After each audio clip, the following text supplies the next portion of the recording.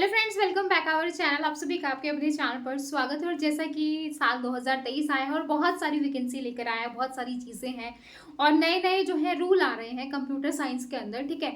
तो उसी में आज हम बात करने वाले हैं नवोदय एनवीएस के अंदर जो है आपके न्यू रिक्रूटमेंट रूल आ गए हैं और कहीं ना कहीं आपको जल्द ही वैकेंसी भी देखने को मिलेंगे। तो जो है वैकेंसीज की अपडेट भी आई है, कितनी इतनी वैकेंसी आपको देखने को मिल सकती है, ठीक है। तो आपको मैं बता दूं, कई बच्चे कहते हैं कि फेक है। तो सबसे पहले आपको नवोदय विद्यालय की ऑफिशियल वेबसाइट पर जाना है। जब ऑफिशियल वेबसाइट पर जाओगे तो इस तरीके से 3 डॉट दिखाई देंगे, उसके ऊपर क्लिक करना है। देन यहाँ पे आप आओगे ना, तो यहाँ पे आपको दिखाई दे रहा होगा रिक्रूटमेंट, है ना। तो इस रिक्रूटमेंट पे क्लिक करोगे ना, तो नीचे दिखाई देगा रिक्रूटमेंट रूल्स, ठीक है। आपको एडवर्टीजमेंट और वैकेंसी में नहीं जाना, क्योंकि अभी जो है सिर्फ रिक्रूटमेंट रूल्स आए हैं, वैकेंसी नहीं आई है, ठीक है। तो यहाँ पे मैं इसको थोड़ा सा बड़ा कर देती हूँ ताकि आपको अच्छे से दिखाई दे यहाँ पे, है ना।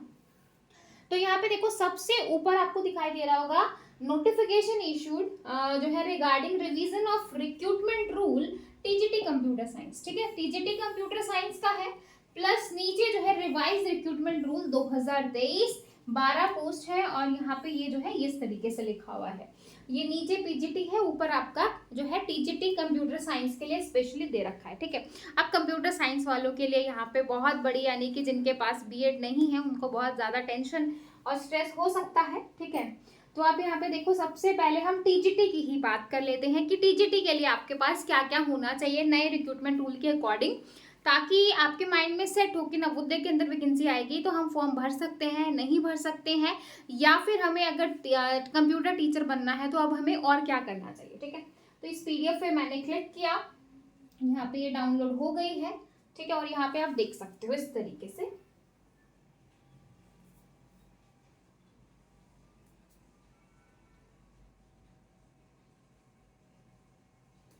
ठीक है भाई, दिखाई दे रहा है।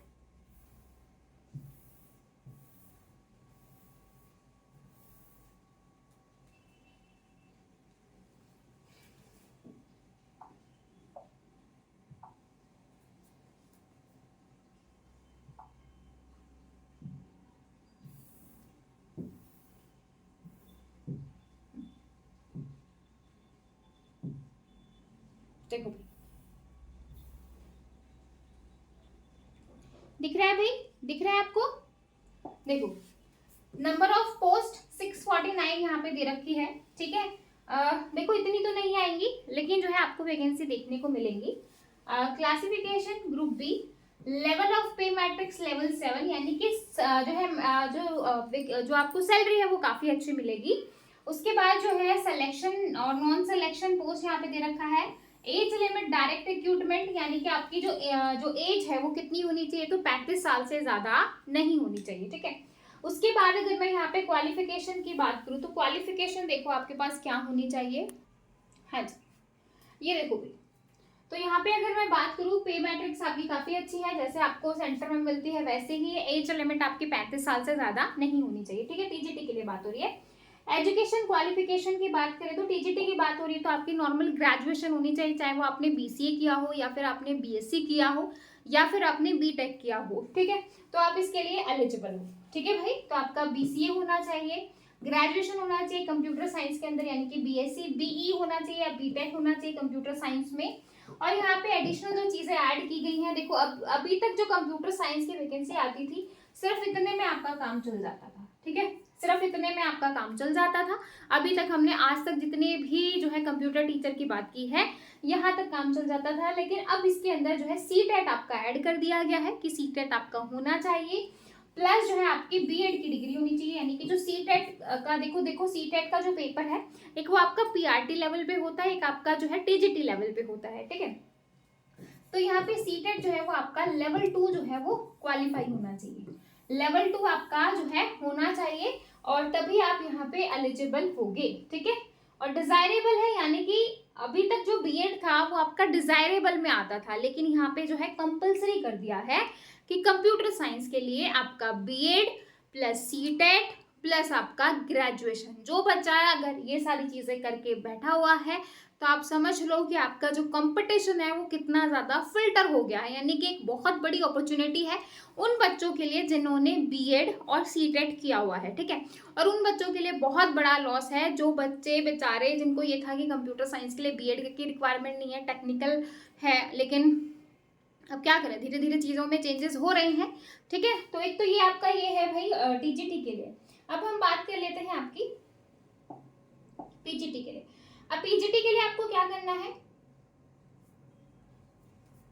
हम वापस आ जाते हैं यहीं पे, और यहाँ पे देखो मैंने फर्स्ट डाउनलोड किया था रिक्रूटमेंट टूल टीजीटी। अब सेकंड नंबर पे है आपकी ये वाला कि रिक्रूटमेंट रूल जो है नेक्स्ट वाला 2023 12 पोस्ट। अब मैं यहाँ पे क्लिक कर देती हूँ, ठीक है, इसको हम डाउनलोड कर लेते हैं।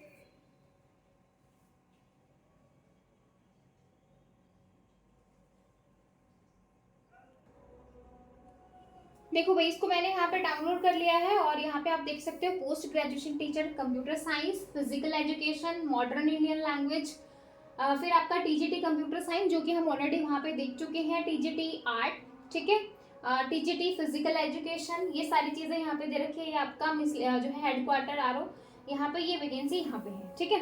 अब हम यहाँ पे कंप्यूटर साइंस की बात कर रहे हैं तो उसकी बात कर लेते हैं। नंबर ऑफ पोस्ट सारे यहाँ पे बता रखी है, ठीक है, जितनी दे रखी है उतनी तो नहीं, लेकिन आपको वैकेंसी देखने को मिलेंगी। अदरवाइज आपको एनवीएस में बहुत कम वैकेंसी देखने को मिलती है, आपकी बार आपको थोड़ी ज्यादा वैकेंसी देखने को मिलेंगी, ठीक है। एक सेकंड, देखो सबसे ऊपर है आपका पीजीटी, ठीक है।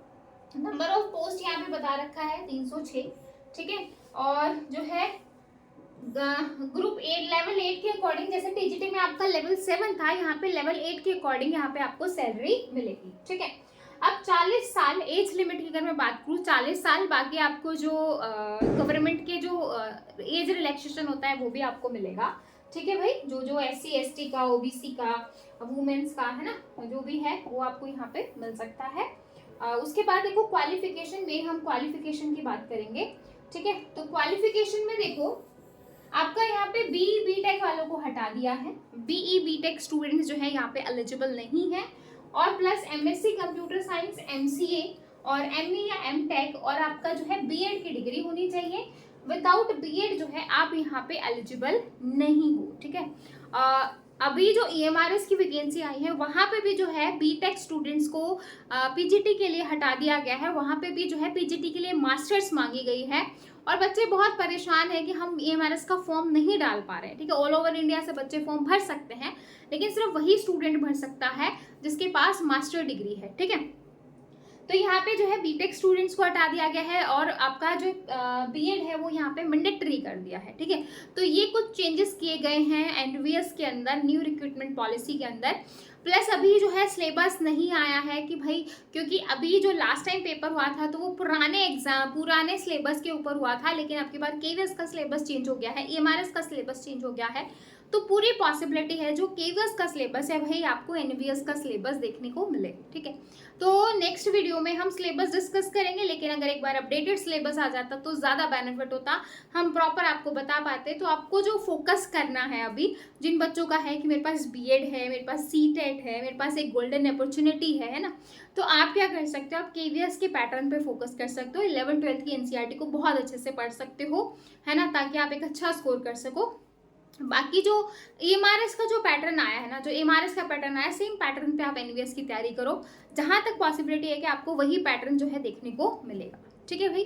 तो ये था ऑल अबाउट। नेक्स्ट वीडियो में मैं आपको बुक्स वगैरह की बात करूंगी कि अगर आप कंप्यूटर साइंस टीचर बनना चाहते हैं तो कौन सी बुक को फॉलो करें, क्या आपको पढ़ना है, हाँ, कौन सा सब्जेक्ट कौन सा ज़्यादा मार्क्स का वेटेज रखता है, क्योंकि मैं आपको जो नया पैटर्न आया है उसी के अकॉर्डिंग मैं आपको बताऊंगी। डेफिनेटली आपका सिलेबस जो है वो चेंज होगा, ठीक है।